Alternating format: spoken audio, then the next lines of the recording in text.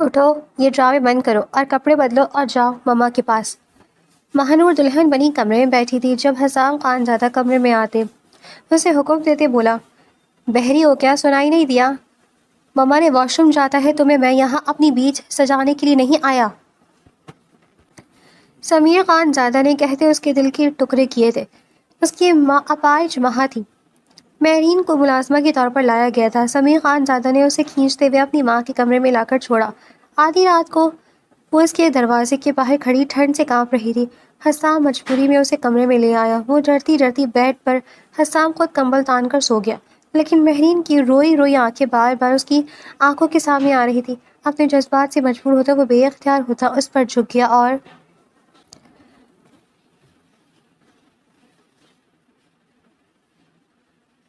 یا اللہ میری کسی امیر گھر میں شادی کر دے، مجھے اچھا سا پیارا سا امیر سا دلہا دے دے، بالکل محل جیسا بڑا گھر دے دے جسے دیکھ کر میری سہیلیاں میری قسمت پر رشک کریں۔ ظہر کی نماز ادا کرنے کے بعد نور دعا کے انداز میں ہاتھ اٹھائے زور و شور سے اپنے رب سے باتوں میں مصروف تھی۔ اس کی دعاؤں کا دورانیہ دن بدن طویل ہوتا جا رہا تھا اور دعاؤں کی فہرست یہی تھی کہ امیر اور اچھا خوبصورت دلہا ملے جو زندگی کی ساری کمیوں کا ازالہ کر دے۔ نور نے جب سے آنکھ کھولی تھی گھر میں غربت کے ڈیرے جمائے ہوئے دیکھے تھے۔ ان کا باپ اکیلا کمانے والا اور وہ 5 جانے کھانے والے تھے۔ ماں اپنی 5 بیٹیوں کو دیکھ دیکھ کر ہر وقت اٹھتی رہتی، کیا ہی اچھا ہوتا اگر اللہ مجھے بیٹا دے دیتا، اپنے باپ کا سہارا بندہ۔ اب یہ بیٹیاں ہیں میرا بوجھ، پہلے ان کی تعلیم کا خرچ اٹھاتے رہو، پھر ان کا جہیز تیار کرو، ہم تو بیٹیاں بڑھاتے ہوئے ہی بوڑھے ہو جائیں گے۔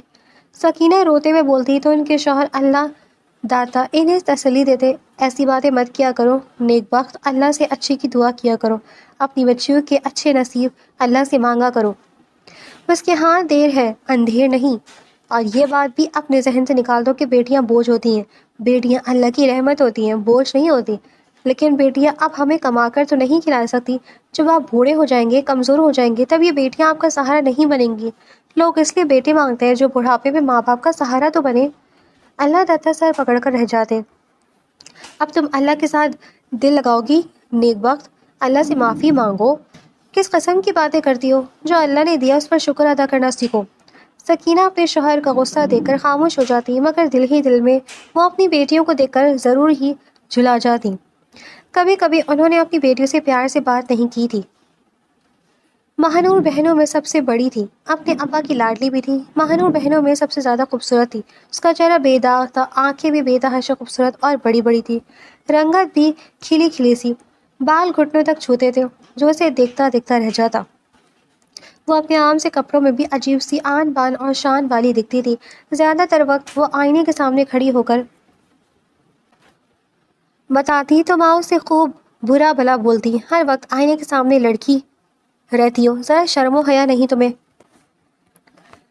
ارے ہمارے زمانے میں تو ماں باپ کے سامنے لڑکیاں بالوں میں کنگھی تک نہیں کرتی تھی، ہار سنگھار کو ہاتھ تک نہیں لگاتی تھی، اور آج کل ہار سنگھار کر کے ماں باپ کے سامنے اپنی خوبصورتی کا ملاحظہ کر رہی ہوتی ہیں۔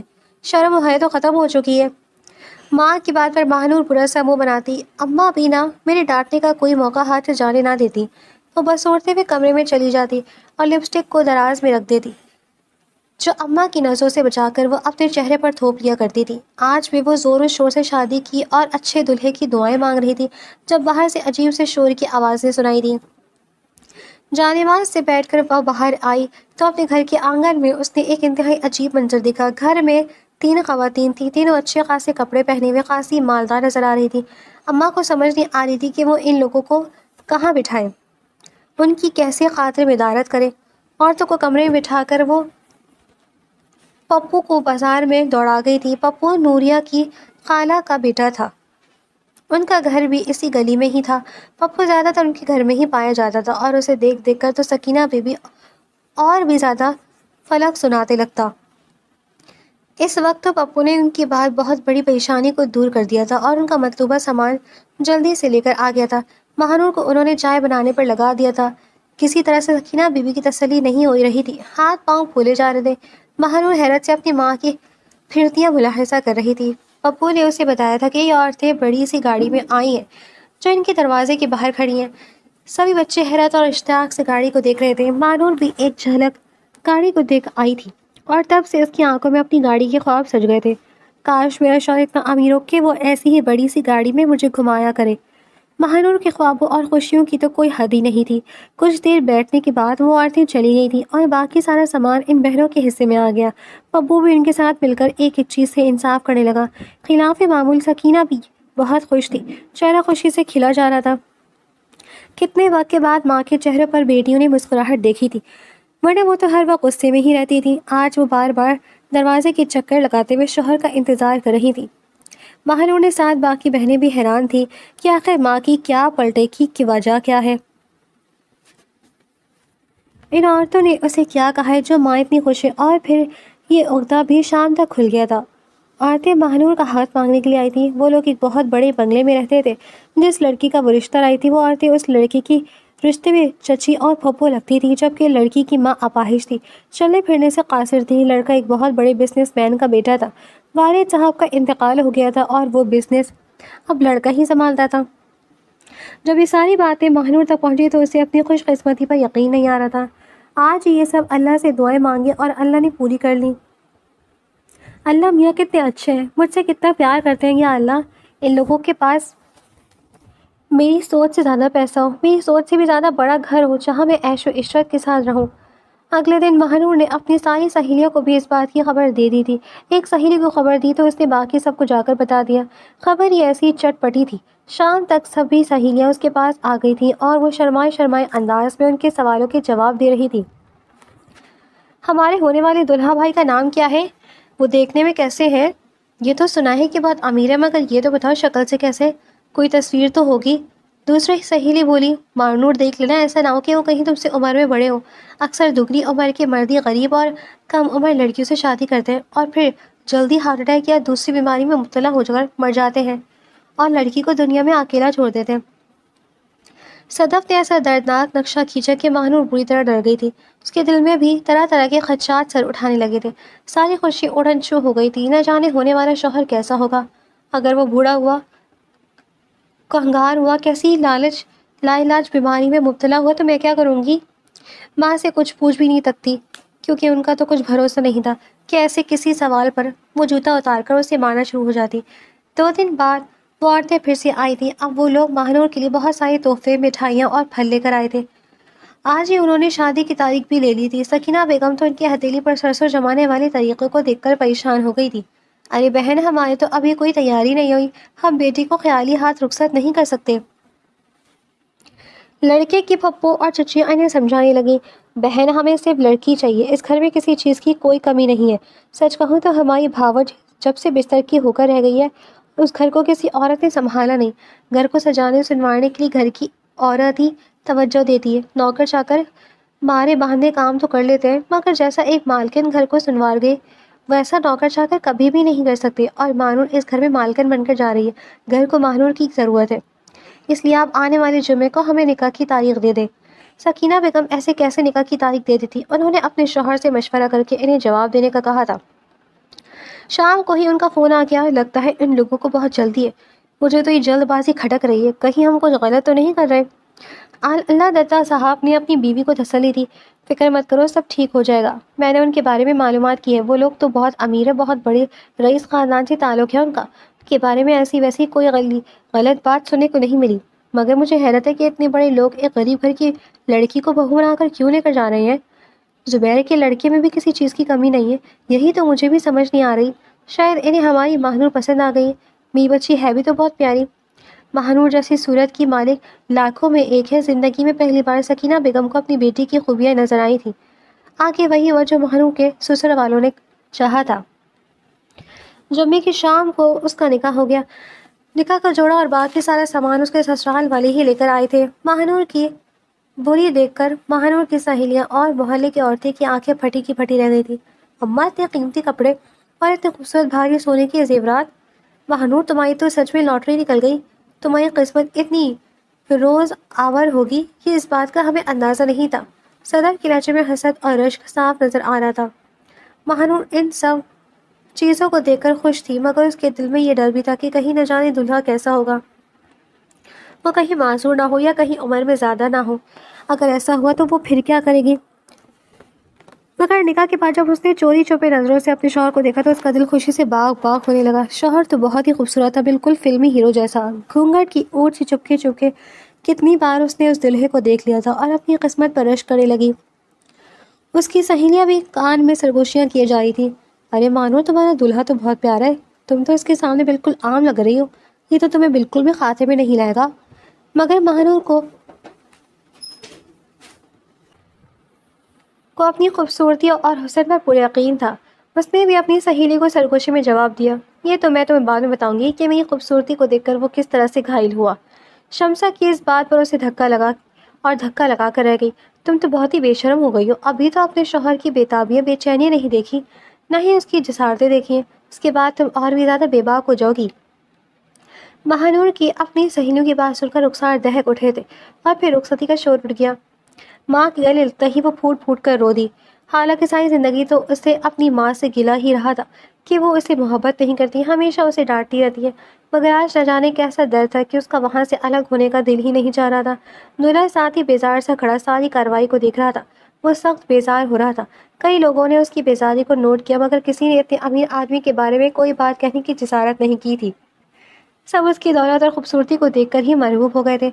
महानूर को जब गाड़ी में बिठाया गया तो उसके साथ समीर के रिश्ते की चची आकर बैठ गई। समीर फ्रंट सीट पर बैठ गया। गाड़ी जब थोड़ा सा आगे चली तो वो चंद जला भुना अंदाज में अपनी फुप्पो से कहने लगा, आपसे कहा भी था कि 10 मिनट के अंदर अंदर ये सारी कार्रवाई निपटा लीजिएगा, निकाह के साथ ही रुखसती कर दीजिएगा, मगर आपकी वजह से मुझे इतने फजूल लोगों में इतनी देर तक बैठकर वक्त बर्बाद करना पड़ा। इतनी अहम मीटिंग थी मेरी, मगर आपकी वजह से मेरी मीटिंग पर नहीं जा सका। पप्पो उसे तंबीही नज़रों से घूरने लगी और दुल्हन की तरफ इशारा किया। महानूर, वो तो अपने शौहर का सपाट है जो, और बेजार आवाज़ सुनकर ही बुरी तरह परेशान हो गई थी। क्या शादी में उनकी रज़ामंदी शामिल नहीं है? मैंने सोचा था कि शायद मेरे होने वाले शौहर ने मुझे देखा और मेरी खूबसूरती देखकर पागल हो गया, मगर ये तो बहुत ही बेजार लग रहे हैं। अल्लाह खैर करे, ये इतना गुस्से में क्यों लग रही हैं? घर आई तो पप्पो से लेकर अपनी भावज सनोबर के कमरे में आई। ये तुम्हारी सास है, सलाम करो इन्हें।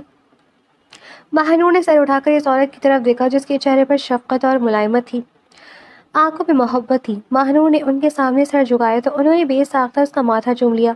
बहुत प्यारी बच्ची है, शक्ल से ही नेक और मासूम लग रही है। तुमने बहुत अच्छी लड़की मेरे बेटे के लिए ढूंढ दी है तस्लीम, तुम्हारा एहसान कभी नहीं भुलाऊंगी। तस्लीम पप्पो मुलायम अंदाज में मुस्कुरा दी। ये तो मेरा फ़र्ज़ था भाभी, मैंने यहाँ पर कोई एहसान नहीं किया। खैर से वो नूरी चश्म कहाँ है? एक बार भी सुबह से मेरे पास नहीं आया। वो तो अपने ऑफिस चला गया, कह रहा था मीटिंग है, ज़रूरी काम है। सनूबर बेगम अपनी नन का मुंह देखती रह गई। आपको उसे समझाना चाहिए था कि आज उसकी शादी हुई है, इससे ज़्यादा ज़रूरी काम और क्या हो सकता है। तस्लीम कंधे उचका कर रह गई। शायद वो नई वाली दुल्हन के सामने इस मौजू पर बात नहीं करना चाहती थी, और ये सब तो महानूर को भी बहुत अजीब लग रहा था। भला उसका दुल्हा पहले दिन उसे छोड़कर कहाँ जा सकता था? तस्लीम से लेकर उसके कमरे में आ जाए। कमरा तो खूबसूरती से सजा हुआ था। सेज भी ताज़े गुलाब के फूलों और मोतिया के फूलों से सजाई गई थी। तुम्हें कमरा पसंद आया? पप्पो के कहने पर उसने शर्मा कर सर झुका लिया। जी, ये सब मेरे बेटे ने किया है। अगर इस लड़के पे सब छोड़ देते तो इसने तो कुछ भी नहीं करना था। इसे हर वक्त काम काम और बस काम की ही धुन सवार रहती है। अब तुम आ गई हो, तुम ही इसे सुधार सकती हो। अच्छा बेटी, अब तुम यहाँ बैठो, आराम करो। तुम्हें भूख लग रही होगी, कुछ भिजवाऊँ क्या? नहीं, मुझे बिल्कुल भूख नहीं लग रही, बस पानी पीना है। हाँ हाँ, मैं तुम्हारे लिए पानी भिजवाती हूँ, और बाकी ज़रूरत की चीज़ें भी बता दो अगर कुछ चाहिए हो तो। और हाँ, जब तक सभी घर आकर तुम्हें इस रूप में देख ले ना ले, तब तक तुमने कपड़े तब्दील नहीं करने, क्योंकि आज का दिन तुम्हारे लिए बहुत अहम है। तुम अपने शौहर के लिए सजी सन रही हो, उसके देखने से पहले तुम्हें अपना होलिया तब्दील नहीं करना। मेरी बात समझ रही हो ना? और वो इनकी बात को खूब अच्छे से समझ रही थी, इसलिए शर्मा कर सर झुका लिया। वो कमरे से बाहर चली गई थी। थोड़ी देर के बाद मुलाजमा के हाथ उसके लिए ज़रूरत का सारा सामान पहुंचा दिया गया था, मगर उसे सिर्फ पानी की तलब महसूस हो रही थी। पानी पीकर जैसे ही पूरे वजूद में फरहत का एहसास मिल गया, अपने बैकग्राउंड से टेक लगाकर बैठ गई। पता नहीं वो मुझे देखकर कैसा बर्ताव करेंगे, मेरे साथ कैसे पेश आएंगे, मैं उनकी शिद्दतों और बेताबी को कैसे संभाल पाऊंगी। यही सब सोचते सोचते न जाने कब उसकी आँख लग गई। सोते सोते काफ़ी देर बीत गई थी। एक खटकने की आवाज़ पर उसकी आँख खुली तो मगर अभी तक जहन पूरी तरह से बेदार नहीं हुआ था कि किसी ने आकर उसे बाजू से पकड़कर ज़ोरदार झटके से खड़ा किया था। एकदम उसकी आँख पूरी की पूरी खुल गई थी और जहन भी पूरी तरह बेदार हो गया था। समीर को सामने देखा तो समीर खड़ा था, आंखों में मोहब्बत के बजाय गुस्से के शोले लिए उसे घूरा था। تمہیں کس نے کہا ہے یہاں سری سمری میرا انتظار کرو؟ کیا میں تمہیں اپنی صحت سجانے کے لیے یہاں پر لے کر آیا ہوں؟ سمیر کے منہ سے نکلنے والے الفاظ سن کر مہنور ہکا بھکا رہ گئی. یہ کس قسم کی باتیں کر رہے ہیں آپ؟ بالآخر اس نے اپنی سوچوں کو زبان دے ہی دی.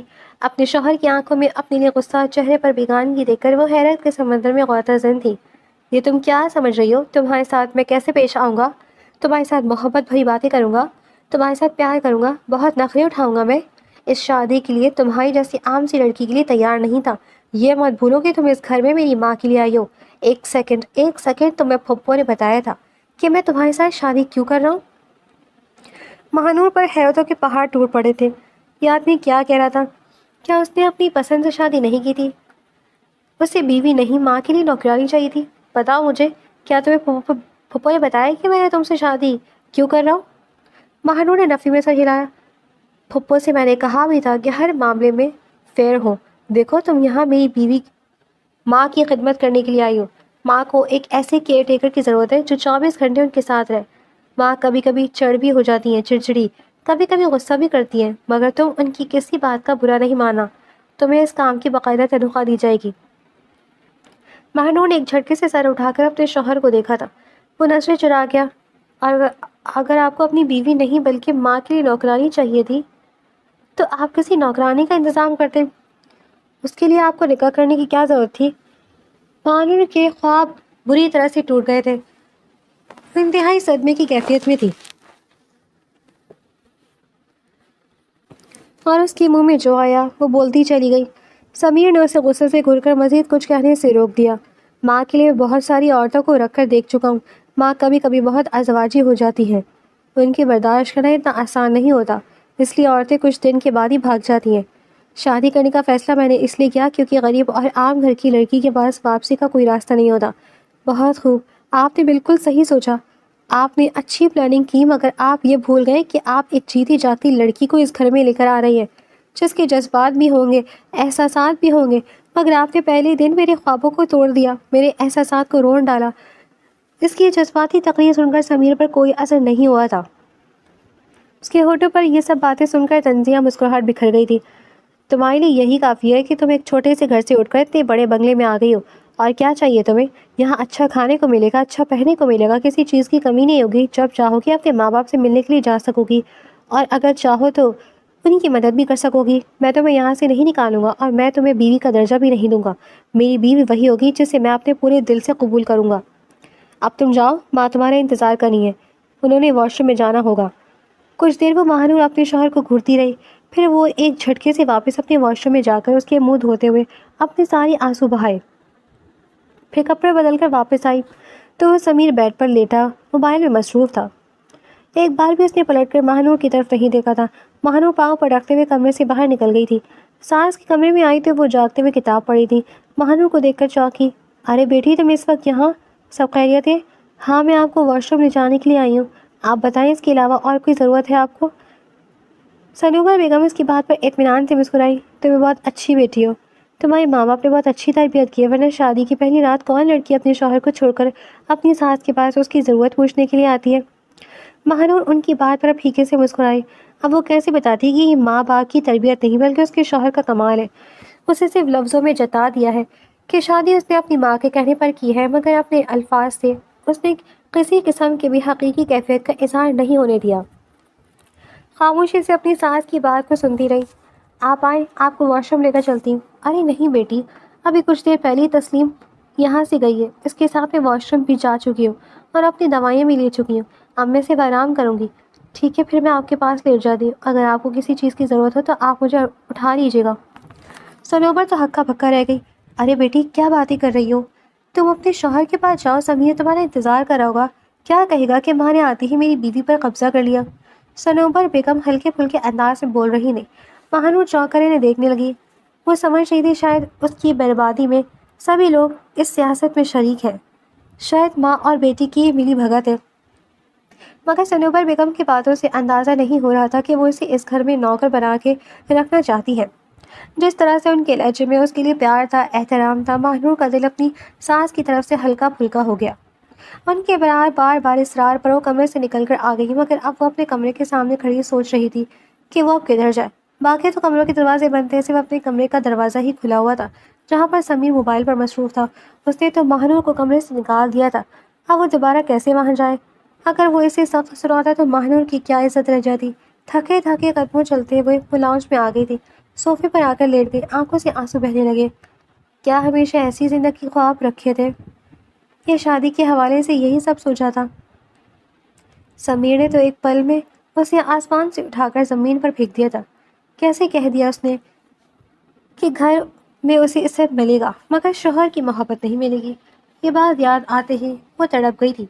وہ بھی تو ہمیشہ دعاؤں میں یہی مانگتی تھی کہ بڑا سا گھر ملے، دولت ملے، نوکر چاکر ملے، شوہر کی محبت اور قدر تو اس نے کبھی دعاؤں میں نہیں مانگی تھی، تو کیا اسے اسی بات کی سزا ملی ہے جو اسے ایسا بے قدرہ شوہر ملا ہے؟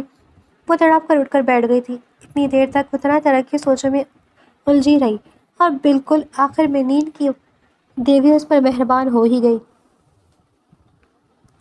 آدھی رات کا وقت تھا جب سمیر کی پیاس کی شدت سے آنکھ کھلی۔ سائے ٹیبل پر دیکھا، پانی کا جگ پڑا تھا مگر پانی گرم ہو چکا تھا۔ اس کی ہمیشہ سے ہیبٹ تھی، ٹھنڈا پانی پینے کی عادت تھی۔ نیند تو پوری طرح سے ٹوٹ گئی تھی، اس لیے اس نے سوچا کہ پانی پینے کے بعد وہ ایک نظر اپنی ماں کو دیکھ لے۔ ہمیشہ اس کی یہی روٹین رہی تھی۔ رات کو ایک بار وہ اپنی ماں کو لازمی دیکھتا تھا۔ سمیر کمرے سے نکل کر باہر آ رہا ہے تو لاؤنج میں اسے وہ لڑکی بے خبر سوتی ہوئی نظر آئی جو اس کی بیوی بن کر اس حویلی میں آئی تھی۔ سوتے وقت وہ بے تحاشا معصوم لگ رہی تھی، چہرے کے آس پاس بالوں کی لٹیں پھیلی ہوئی تھیں۔ اس کا مدہوش کن حسن دیکھ کر کتنی لمحے تو سمیر اس کے چہرے سے نظر نہیں ہٹا سکا۔ ایسا نہیں تھا کہ زندگی میں پہلی کبھی اس نے کوئی لڑکی دیکھی تھی، بلکہ اس کی زندگی میں بہت ساری لڑکیاں آئی تھیں، بہت ساری لڑکیوں کے ساتھ دوستی بھی تھی۔ کتنی لڑکیاں اس کو پسند بھی کرتی تھی، کتنی لڑکیاں محبت کی دعوے دار بھی بنی، مگر اس کا کبھی کسی لڑکی پر دل نہیں آیا تھا۔ ضرورت سے زیادہ اہمیت اس نے کبھی کسی لڑکی کو نہیں دی تھی اور نہ ہی کبھی کسی کے بارے میں اس نے سنجیدگی سے سوچا تھا، مگر یہ لڑکی جو اس کے سامنے موجود ہے یہ کوئی غیر نہیں، اس کی بیوی تھی، اس کی منکوحہ، جو جائز رشتے سے اس کی زندگی میں شامل ہوئی تھی۔ سمیر اس پر پورا حق رکھتا تھا۔ بالکل مکانگی انداز میں چلتا ہوا وہ ماہنور کے پاس آیا، اس کے چہرے کو ہلکے سے چھوا تو وہ کسمسا کر چہرے کا رخ بدل گئی۔ سمیر کے چہرے پر مسکراہٹ آ گئی۔ یہ تو بہت خوبصورت ہے، میں نے غور سے پہلے دیکھا ہی نہیں، اگر دیکھتا تو شاید اس طرح سے نہ برتاؤ کرتا۔ آدھی رات کا وقت تھا، تنہائی اور ایک خوبصورت لڑکی ساتھ ہو۔ وہ بہکنے لگا تھا۔ جب اس کی جسارتیں حد سے زیادہ بڑھنے لگی تو ماہنور کسمسا کر اٹھ بیٹھی، اور پھر جب اس کی سمیر پر نظر پڑی تو وہ بری طرح گھبرا گئی، چہرے پر حیا کی لالی چھا گئی۔ آپ یہاں؟ سمیر اسے گھبراتے ہوئے انداز میں دیکھ کر محسوس ہوتے ہوئے اس کے قریب ہو گیا تھا اور پھر اسے کھینچ کر اپنے اور اوپر قریب کر لیا تھا۔ ہاں میں یہاں تمہارے پاس، کیا تمہیں کوئی اعتراض ہے؟ اس کے اوپر جھکتے ہوئے وہ گمبھیر انداز میں بولا تو ماہنور جیسے اس کے سحر میں ہونے لگی تھی۔ ماہنور پر خمار سا چھانے لگا تھا، مگر جب اسے سمیر کا رویہ یاد آیا جیسے اس نے حقارت سے اسے دھتکارا تھا تو یکدم ماہنور کو اس پر غصہ آ گیا۔ ایک جھٹکے سے اس نے سمیر کو پرے دھکیلا تھا۔ آپ نے تو مجھ پر کسی قسم کا حق جتانے سے صاف منع کر دیا تھا، بلکہ آپ تو مجھے بیوی ماننے سے انکار کر رہے تھے۔ آپ کے کہنے کے مطابق میں اس گھر میں آپ کی ماں کی خدمت کے لیے آئی ہوں، تو پھر آپ کس حق سے میرے پاس آئے ہیں؟ سمیر نے اسی بازو سے دبوچا اور کھینچتے ہوئے کمرے میں لے آیا۔ دروازہ اس نے ایک جھٹکے سے بند کر دیا تھا۔ مجھے بحث کرنے کی عادت نہیں ہے، اور جو چیز مجھے جس وقت چاہیے اس وقت مجھے وہ حاصل کرنی ہے۔ اب تم کسی بات سے انکار مت کرنا، ورنہ پھر میرے عتاب کے لیے تیار ہو جاؤ۔ ماہنور اس کی جسارتوں پر پہلے سے اسے روکنے لگی۔ اس کا دل بے ترتیب انداز میں دھڑک رہا تھا۔ دل ہی دل میں سمیر پر غصہ بھی تھا، مگر جلدی اس نے پھر خود کو حالات کے مطابق چھوڑ دیا تھا، کیونکہ سمیر اتنی آسانی سے اسے چھوڑنے والے میں سے نہیں تھا۔ اگلے دن جب اس کی آنکھ کھلی تو سمیر ڈریسنگ ٹیبل پر کھڑا بال بنا رہا تھا۔ اٹھ گئی ہو تم؟ اب جلدی سے ماں کے کمرے میں جاؤ، انہیں ناشتہ کروا دو، ماں کو جلدی ناشتہ کرنے کی عادت ہے۔ سمیر بالکل مکانگی انداز میں بولا، جیسے وہ اس گھر میں پہلے دن کی دلہن نہیں بلکہ اتنے سالوں سے اس گھر میں رہ رہی ہو۔ ماہنور کو اس کے انداز پر غصہ تو آیا۔ ایک بار اس کے دماغ میں گزشتہ رات سمیر کی بے تابیاں گھومنے لگی تھی، مگر اب وہ جس طرح روکھے انداز سے بات کر رہا تھا ماہنور کو بے طرح غصہ آیا۔ وہ اٹھتی ہوئی واش روم میں چلی گئی تھی۔ سمیر نے اس کی پشت کو گھورا اور پھر معنی خیزی سے مسکرا دیا۔ ماں کے کمرے میں آئے تو وہ اسے ہنستا مسکراتا نہایا دھویا دیکھ کر محبت سے مسکرا دی۔ کیسا ہے میرا بیٹا، خوش ہے؟ بیوی کیسی لگی تمہیں؟ اچھی ہے، مختصر سا جواب دے کر وہ ان کے پاس بیٹھ گیا۔ لڑکی بہت اچھی ہے سمیر، بہت محبت کرنے والی، خیال رکھنے والی، اس لڑکی کی قدر کرنا، ایسی بیویاں قسمت والوں کو ملتی ہیں۔ آپ نے ناشتے میں کیا لینا ہے مجھے بتا دیں، میں ماہنور سے کہہ کر وہ بنوا لوں گا۔ وہ اس کی بات پر حیران رہ گئی۔ ماہنور سے بنواؤ گے؟ اس کا یہاں پر پہلا دن ہے، پہلے دن اسے کچن میں لگا دو گے؟ تو امی کیا ہوا اگر اس کا پہلا دن ہے تو؟ آخر اس گھر کی بہو ہے اور آج سے گھر کو اس نے خود ہی سنوارنا ہے۔ امی میری بات مانے تو آپ اسے زیادہ سر پر مت چڑھائیے گا۔ اگر شروع دن سے اسے قابو میں نہیں کیا تو ایک دن وہ سر پر چڑھ کر ناچے گی، جیسا آپ کی پہلی بہو نے کیا تھا۔ میں نہیں چاہتا کہ آپ کی یہ بہو بھی اس کے نقش قدم پر چلے۔ بیٹا، ہر عورت دوسری عورت سے مختلف ہوتی ہے اور وہ تمہاری پسند تھی۔ بغیر سوچے سمجھے تم نے اس سے شادی کر لی تھی۔ تمہیں میں نے کتنا سمجھایا تھا، جتنا روکا تھا، مگر تم نے میری بات نہیں مانی۔ سمیر نے 2 سال پہلے نوشابہ سے شادی کی تھی۔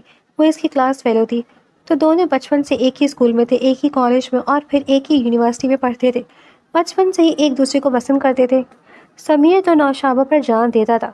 جو نوشابہ کہتی سمیر وہ کام کرتا تو گویا فرض خیال کر لیا کرتا تھا۔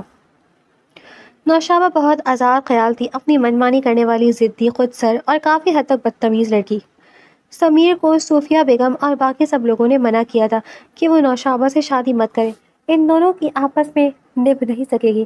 دونوں ایک ہی مزاج کے ہیں تو ان کا ایک ساتھ رہنا مشکل ہے۔ دونوں کی ہی غصہ جلدی آتا ہے۔ ان دونوں اتنے ضدی ہیں، دونوں میں سے کوئی بھی جھکنے پر تیار نہیں رہتا، مگر سمیر نے کسی کی بات نہیں مانی۔ نوشابہ سے اس نے شادی کر لی۔ اسے لگتا تھا کہ زندگی مکمل ہو گئی ہے، جو چاہا وہ مل گیا، مگر جلدی نوشابہ نے اپنے پرزے نکالنے شروع کر دیے، یا پھر سمیر نے اس پر غوری اب کرنا شروع کیا تھا۔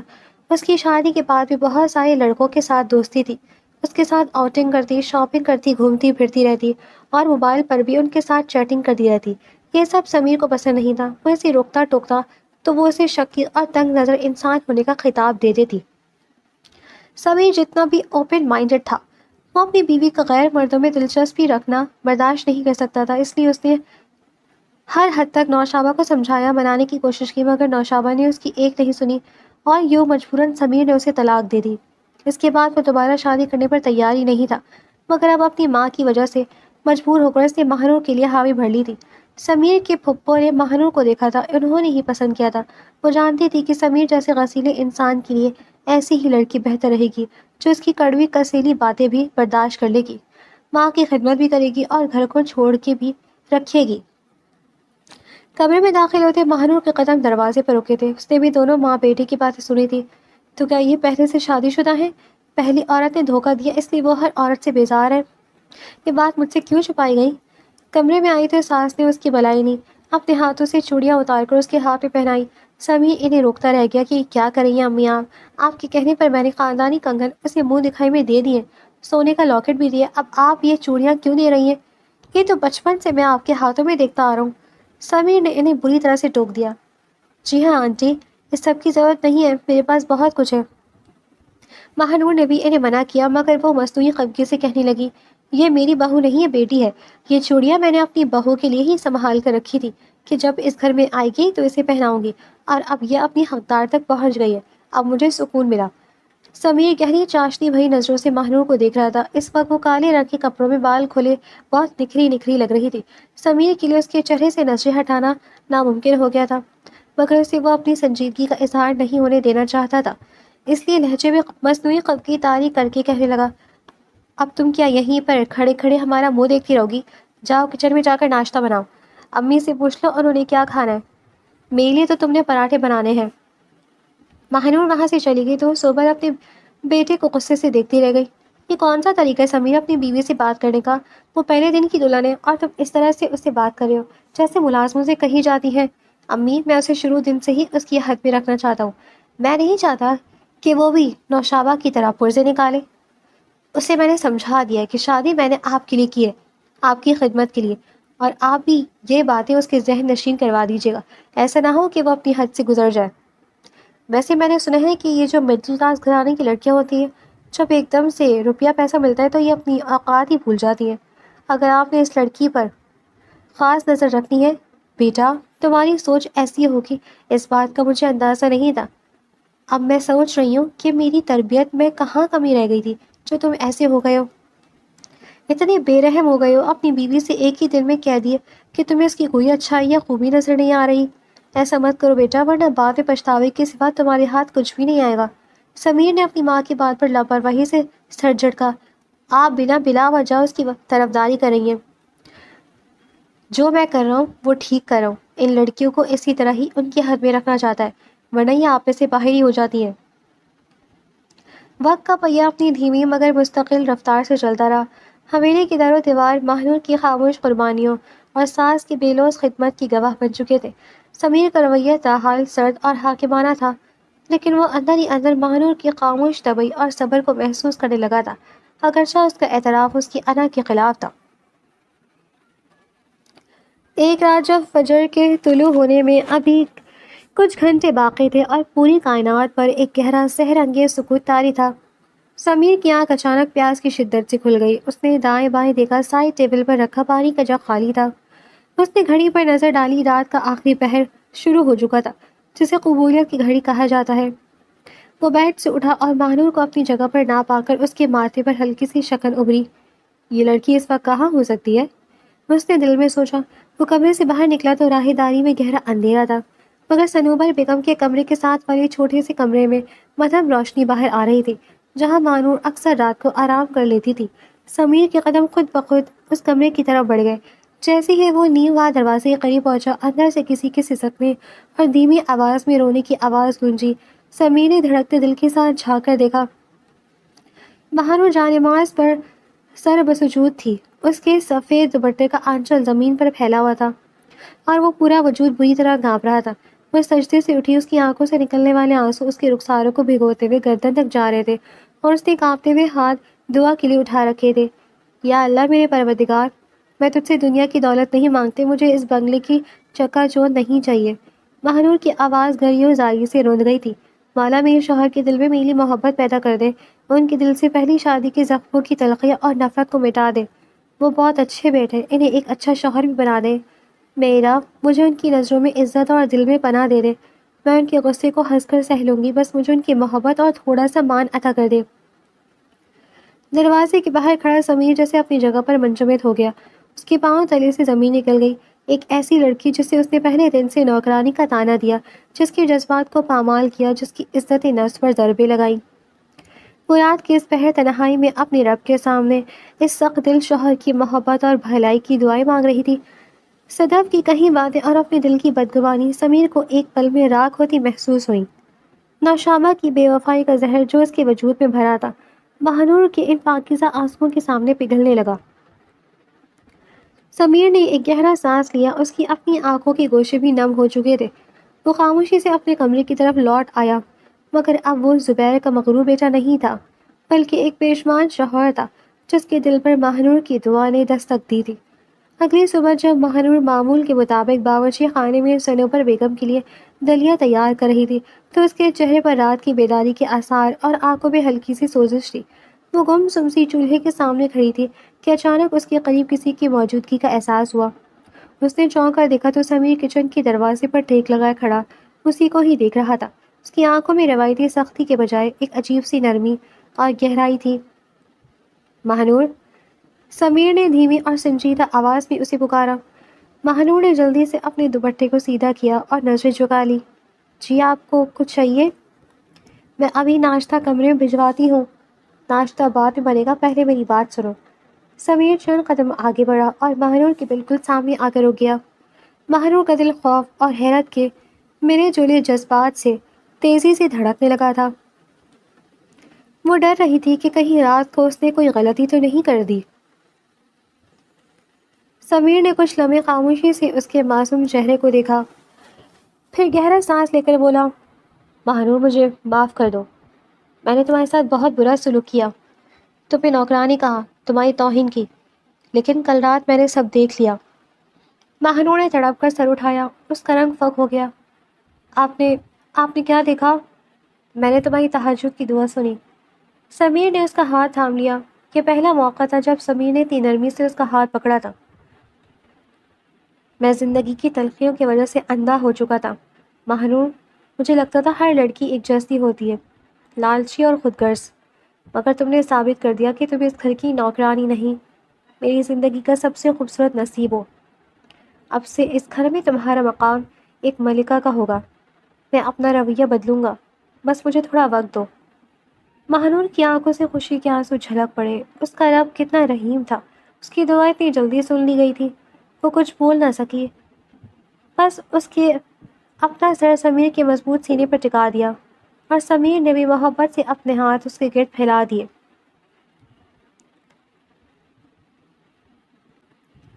حویلی کی فضاؤں میں نفرت کی برف پگھل چکی تھی اور محبت کا نیا سورج طلوع ہو چکا تھا۔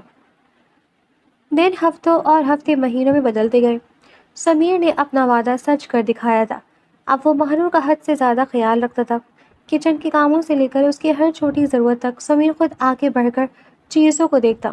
اور پھر وہ دن بھی آیا جب اس حویلی میں خوشیوں کی شہنائیاں گونج اٹھیں۔ مہنور نے ایک خوبصورت اور صحت مند بیٹے کو جنم دیا جس کا نام انہوں نے احسن رکھا۔ بچے کی پیدائش نے سمیر کو بالکل بدل کر رکھ دیا۔ وہ جو کبھی کام کے سلسلے میں رات گئے تک گھر نہیں آتا تھا، اب آفس سے جلدی بھاگتا تاکہ اپنے بیٹے اور بیوی کے ساتھ وقت گزار سکے۔ حویلی میں جو کبھی ایک خاموش مقبرے کا منظر پیش کرتی تھی، اب بچے کی کلکاریوں سے گونجنے لگی تھی۔ ایک شام سمیر کمرے میں داخل ہوا تو اس کے ساتھ ایک درمیانی عمر کی خاتون تھی جو وضع قطع سے کافی سلیقہ مند اور تربیت یافتہ لگ رہی تھی۔ مہنور بچے کو گود میں لیے صوفے پر بیٹھی تھی، جبکہ سنوبر بیگم وہیں بستر پر لیٹی محبت بھری نظروں سے اپنے پوتے کو نہار رہی تھی۔ مہنور، یہ کلثوم بیوی ہیں، سمیر نے مسکراتے ہوئے تعارف کروایا۔ میں نے امی کے لیے ایک مستقل آیا کا بندوبست کر دیا ہے۔ اب یہ 24 گھنٹے امی کے ساتھ رہیں گی۔ ان کی ادویات، واش روم جانا اور مالش وغیرہ سب یہی دیکھ لیں گی۔ میں اب اپنی بیوی پر مزید بوجھ نہیں ڈالنا چاہتا، اسے اپنے بچے کی تربیت پر توجہ دینی چاہیے۔ سنوبر بیگم نے بستر پر بیٹھے بیٹھے اپنے بیٹے کو دیکھا۔ ان کی آنکھیں خوشی سے بھر گئیں۔ سمیر بیٹا، تو نے میری زندگی کی سب سے بڑی پریشانی دور کر دی، لیکن سچ کہوں تو مجھے اب کسی آیا کی بھی اتنی ضرورت نہیں رہی۔ جب سے یہ احسن میری گود میں آئے، مجھے لگتا ہے میری آدھی بیماریاں ویسے ہی ختم ہو گئی ہیں۔ مہنور نے محبت سے ساس کی طرف دیکھا۔ امی جان، آپ ایسا مت کہیں، کلثوم بیوی آپ کا خیال رکھیں گی تو آپ جلدی بالکل ٹھیک ہو جائیں گی۔ اور سنوبر بیگم کے الفاظ سچ ثابت ہوئے۔ چھوٹے احسن کی آمد سنوبر بیگم کے لیے کسی معجزے سے کم نہیں تھی۔ وہ خاتون جو سالیہ سال سے اپنے کمرے کے بستر تک محدود تھی اور جنہیں بات بات پر شدید جذباتی دورے پڑتے تھے، وہ آہستہ آہستہ بدلنے لگی۔ بچے کو اپنے پاس کھلانے اور اس کی چھوٹی چھوٹی ضرورتوں کو دیکھنے کے چکر میں ان کا دھیان اپنی بیماری سے بالکل ہٹ گیا۔ چند ہی مہینوں میں وہ دورے جو سنوبر بیگم کو ذہنی تناؤ اور تنہائی کی وجہ سے پڑتے تھے بالکل ختم ہو گئے۔ سنوبر بیگم نے اب ویل چیئر پر بیٹھ کر کمرے سے باہر نکلنا شروع کر دیا تھا، اور بعض اوقات وہ مہنور کا ہاتھ پکڑ کر لاؤنج کے صوفے پر آ کر بیٹھ جاتی، جہاں احسن گھنٹوں گھٹنوں کے بال چلتا اس کے پاس آتا۔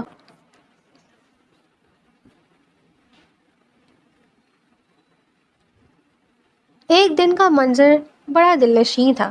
شام کے وقت لاؤنج کی بڑی کھڑکی سے دھوپ کی زرد کرنیں اندر آ رہی تھیں۔